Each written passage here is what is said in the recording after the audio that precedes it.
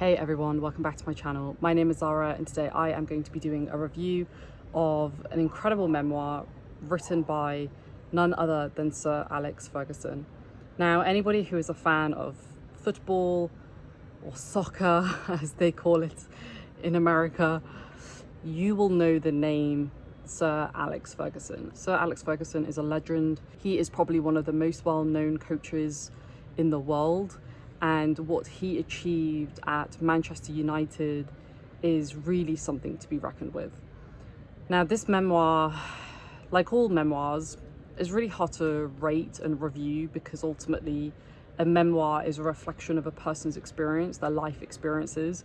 So it's really difficult to critique a person's life experiences. You can obviously critique the writing and all that sort of stuff, but with this one in particular, it doesn't really feel right. It doesn't feel right to critique the writing. It doesn't feel right to critique the content because A, the writing is excellent, and B, the content is also excellent. So without further ado, I'm just going to jump into my reflections on this book. It's not really going to be a review. This is one of those books that even if you are not a fan of football, you can appreciate what he achieved during his career. And I think there's some really interesting lessons learned about what it means to be a leader and what it means to be at the forefront in a really public way and to be able to handle that pressure. And I think Sir Alex Ferguson is an example to us all who aspire to be not just better leaders, but more importantly, better people, because ultimately who you are as a person is a reflection of who you are as a leader. I don't think they're separate. I do find it really bizarre when people separate leadership and personality and like who you are, because they're the same thing. You know, the way that I am as a leader is the way that I am as a person, and vice versa. That differentiation doesn't really make sense. But anyway, we're getting into semantics and we don't need to go into that. We start the beginning of the book at the end of his career, and then it takes us through this incredible journey that he has from when he was in Scotland to when he was in Scotland and he helped out one of the amateur teams, to when he himself played football, and then also when he ultimately took the role that really defined his career and probably defined him to some extent, and that was the football coaching job at Manchester United. For people who don't really know football or don't know soccer or are just not familiar with it, Manchester United is an institution. I grew up in a family that supported and continues to this day to support Manchester United, even though we don't live in Manchester.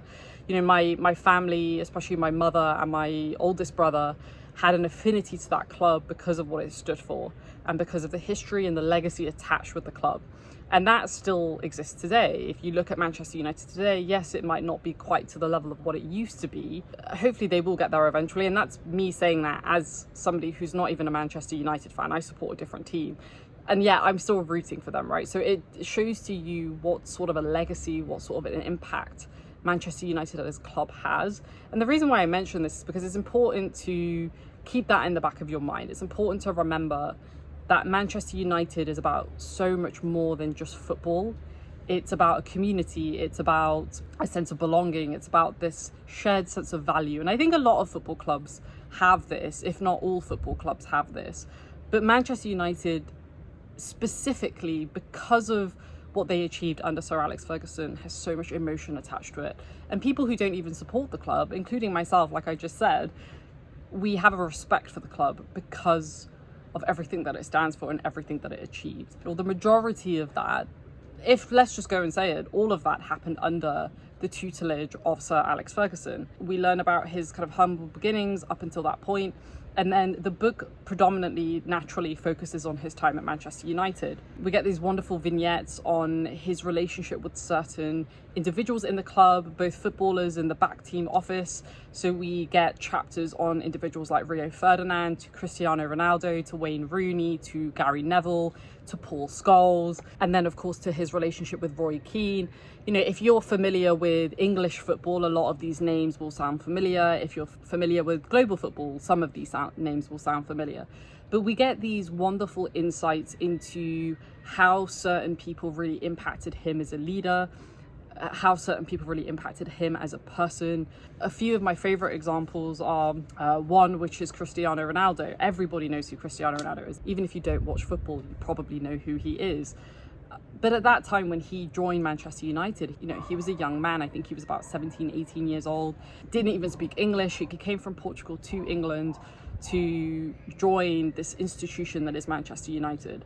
We get these wonderful claims by Sir Alex Ferguson about how he, even when he was 17, 18 years old, sensed that he would become the greatest footballer in the world. Whether you agree with that statement or not, that's up to you, but it's pretty obvious that he is one of the best footballers in the world, if not the best. Hearing that directly from the horse's mouth is just really fascinating, because we glean a unique insight into why he thought that, and we get unique insight into the nature of his relationship with Ronaldo, as well as other footballers too, but just using Ronaldo as an example. So it humanizes the whole experience, right? I think it's really important to remember that football, just like any sport, but I think football in particular, yes, there's tactics and strategy and contract negotiations and all of these different things, but ultimately it's really a game of people. It's how you make people feel. It's about how you optimize people's performance, and ultimately that just comes down to how you treat people and how you plan and how you bring everyone together for a cause. So that was one example that I really enjoyed, and I really loved seeing the kind of more emotional side that we don't typically see on the TV or even in a match. If you go watch it live, like, we just don't really get to see these insights, right? Because it's ultimately between the manager and the player. In contrast, another really interesting example was the nature of his relationship with Roy Keane. Now, anybody who knows English football knows that Roy Keane and Sir Alex Ferguson had a falling out. I'm not going to go into the details of that. It's very well documented. If you want to go and read about it, go and Google it. But they had a falling out, and look, they both have their sides of the story. It is what it is. Sometimes it happens. But the interesting thing about it is how it impacted Sir Alex Ferguson, and also how it impacted Roy Keane. I actually ended up watching an interview with Roy Keane about the nature of his relationship with Sir Alex Ferguson, and every story has two sides, and I think that's really important to remember when you're reading a memoir or any form of kind of anecdote when it involves two different people. But the thing that kind of really made it shine for me was the fact that we get these little reflections throughout the book. We get these little moments of clarity from Sir Alex Ferguson that I think maybe he always knew, but getting it in written format, I'm sure, was a very cathartic process for him and allowed him to maybe synthesize some of the stuff that he had in his head. There were other stories that he mentioned about the nature of his relationship with Rio Ferdinand and David Beckham in particular. The one thing I really love about Sir Alex Ferguson, well, one of many things that I really like about him, is how he was interested in developing footballers and not celebrities. A lot of footballers today, they want to build a brand, which is fine, but ultimately you are there to do a job, right? You are there to, depending on your position, defend or score goals, create opportunities, whatever it may be. I loved his focus on that. I love his focus on, the reason why there were certain athletes that he just really appreciated was because they were the first person into training and they were the last person out. He uses Cristiano Ronaldo as an example of that. There were other athletes who had maybe other priorities and wanted to build a brand rather than to be the best footballer. And I really liked his differentiation of that. And I think if I was a football coach in his position, I probably would have taken a very similar approach, because, as I mentioned, you're ultimately paid very well in some cases to do a job. The last thing that I'm going to mention is that there is a lot of kind of reflection and kind of philosophizing on what it means to be a coach and what it means to be a leader, what it means to be a person in a world that is incredibly complex. Football, it's not just your footballers, it's not just your back office team, it's also the press, it's also the fans, it's also the club leadership and the sponsors and the partners. There's a lot of different stakeholders that you're managing, and I think the thing that I took from this is that Sir Alex Ferguson never lost his authenticity. And I think that's part of the reason why to this day he is still considered to be one of, if not the best coach in the world. I thought this autobiography was really touching in many ways. He talks a lot about his family as well, especially his wife and his children, his sons. But I love the kind of reflections that he said about his wife, about how she was always there for him, no matter how late the match would finish. She would always stay up and she would always be there to kind of debrief with him. And I just love that. I love the fact that we get this kind of very intimate look into his personal life and how that helped him also be the incredible coach that he was at the time. Overall, you know, this is a very kind of 360 view at this incredible individual who had such a huge impact, not just at Manchester United, but also in the world of football and beyond. As somebody who, you know, I watch a lot of football and I really enjoy it. I especially love like the kind of strategic, tactical elements of football. And I also really enjoy the kind of people side of it as well, because like I said before, that's ultimately what football is. It's just about people.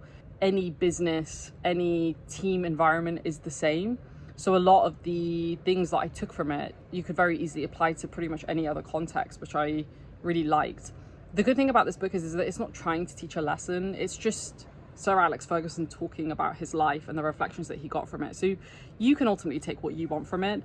It's not a preachy book that's trying to teach you lessons about how to build an effective team. He's just telling you how he did it and what went well and what he might have done differently. And then ultimately you can utilize that information in any way that you want. It would be my absolute dream to meet and interview Sir Alex Ferguson, because I think he's a remarkable human being. I think he's one of those rare types of people who can cut the bullshit, gets to the point, but unites people. And yes, he might have had issues with certain footballers, but we all have personality clashes and that's fine. But I think he's a unifier. I think he's somebody that can bring people towards a common goal and ultimately smash that goal and execute to perfection. And I think we see that throughout the majority of his career. There are obviously low points throughout his career, and he talks about those too. You know, we see some vulnerabilities as well, and he's very honest about it. He's very open about it. And honestly, I would just love to talk to him about it more, but who knows, maybe one day.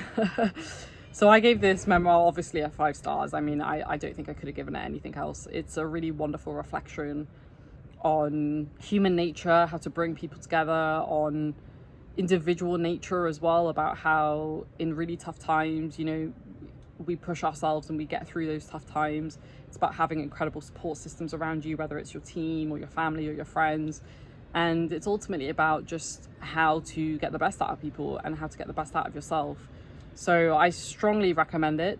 If anybody happens to know Sir Alex Ferguson, hit me up because I'd love to interview him. But regardless, I'll keep trying. If you've read this memoir, let me know, because I'd love to talk about it. Like, I think there's a lot that I took from it, and I think it's always nice to have a discussion about it. Thanks for watching, folks. I really enjoyed this one. It's going to be one that's going to stick with me for a very, very long time, and wouldn't be surprised if I do a reread of it at some point as well. I hope you enjoyed this one, and I will see you in the next review. Stay safe, take care, and I'll speak to you very soon. Bye.